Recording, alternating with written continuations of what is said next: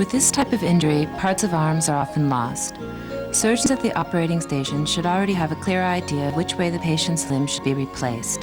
There should not be, for instance, just a single finger left on, for the reason that after healing there should appear a stump suitable for the fitting of an arm and hand replacement, a prosthesis.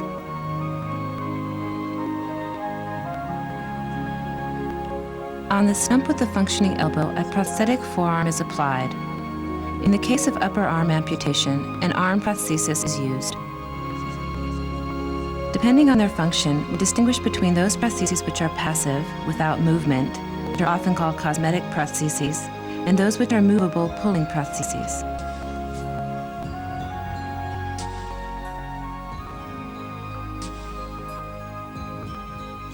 Though the pulling types have some good properties, they are often replaced by more technically advanced myoelectrical prostheses. In the case of upper arm amputation, a combination of both the pulling and myoelectrical control may be used. The biggest problem with movable prostheses is the fully functioning wrist. There have been many attempts at enabling the movement of single fingers and even of joints, but prostheses of this kind have not survived and are not currently in production. These attempts were often too complex, too prone to failure, and above all did not function sufficiently for the needs of handicapped people. For this reason, the problem was solved with the replacement of the fingers by the so-called pinch grip. This is the movement of a pair of pinchers of a slightly shrunken thumb against other slightly shrunken fingers. A rotating wrist is often added to the prosthesis. In the case of pulling prostheses, the opening movement is controlled by a wire string coming from a place on the body where it is possible to create a sliding movement with a substituting muscle. This overcomes a spring, forcing the palm to close. In the case of myoelectrical prostheses, the movement stimuli are received from other functioning muscles. There are very low levels of electrical voltages. One muscle is primarily used for opening the palm, and the other for closing it.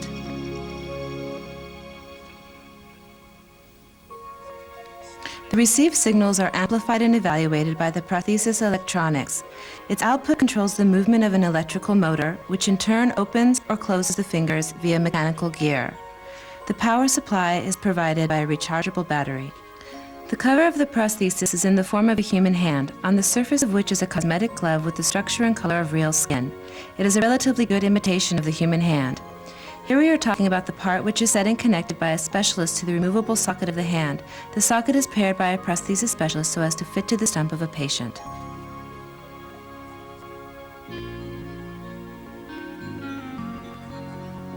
Mr. Pavel Rubish was driven to the subject of prostheses by a severe casualty he sustained at age 25. He completely lost his left arm and part of his right forearm.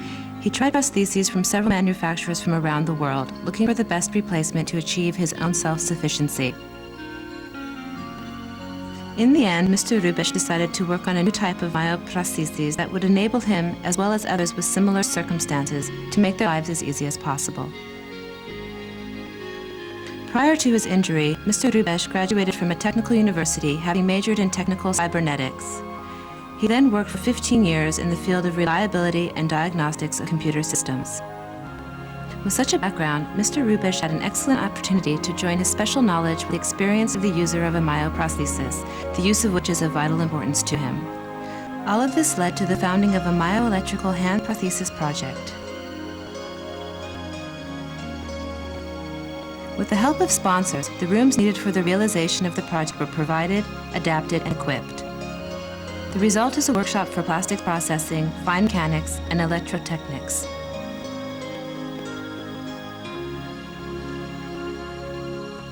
Based on a prosthesis specialist's suggestion, the project has been enlarged to include the development of a broader assortment of parts for the hand prosthesis. Within the frame and skin have been developed. The glove size assortment encompasses those for small children, ladies' gloves with nails, as well as large men's gloves.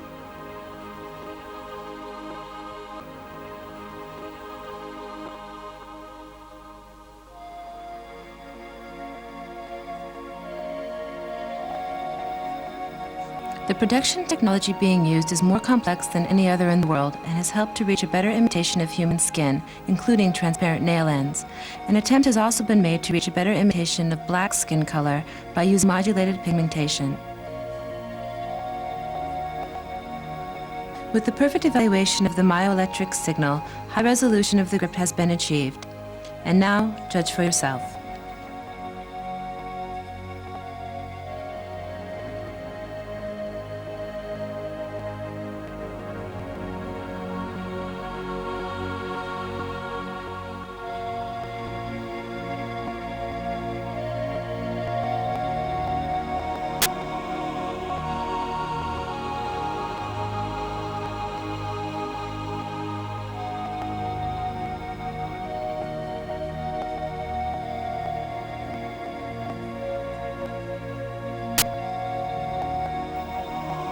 With the use of the internal microcomputer, the resistance against electrical interference has been improved and the battery power consumption has been optimized.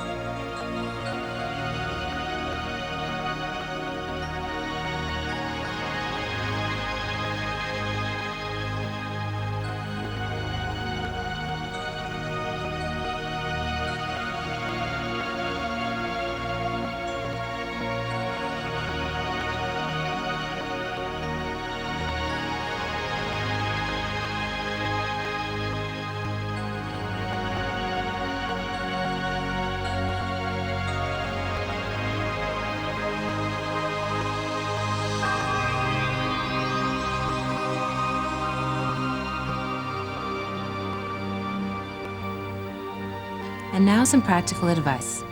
It is recommended that buttons should be replaced by a Velcro system.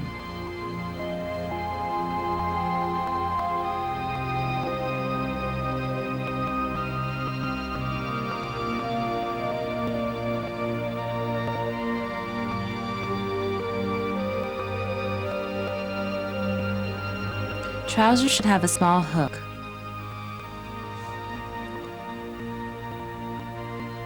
The grip of the zipper should be equipped with a ring.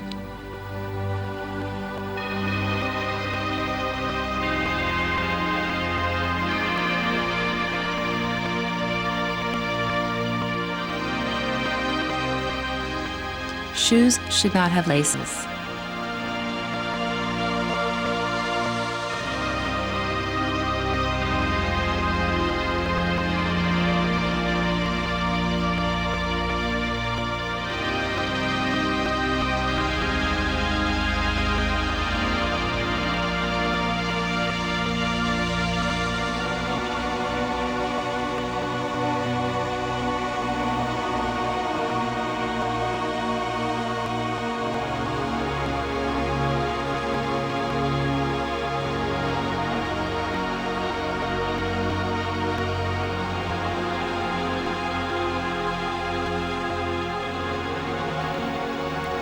The perfect anti-electronic interference feature reduces possible hazards associated with handling and manipulation.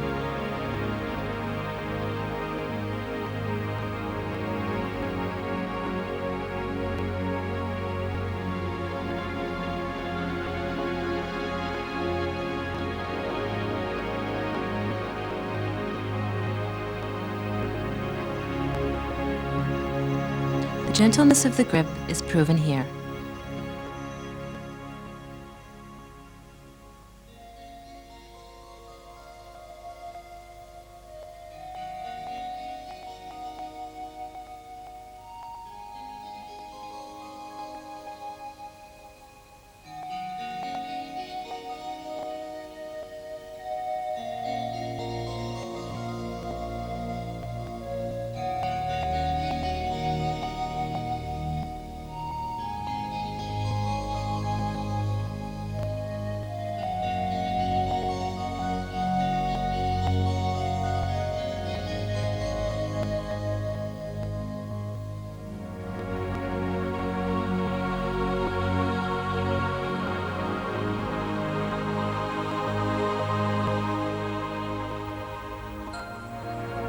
The prosthesis must be of solid construction, and safety precautions must also be included.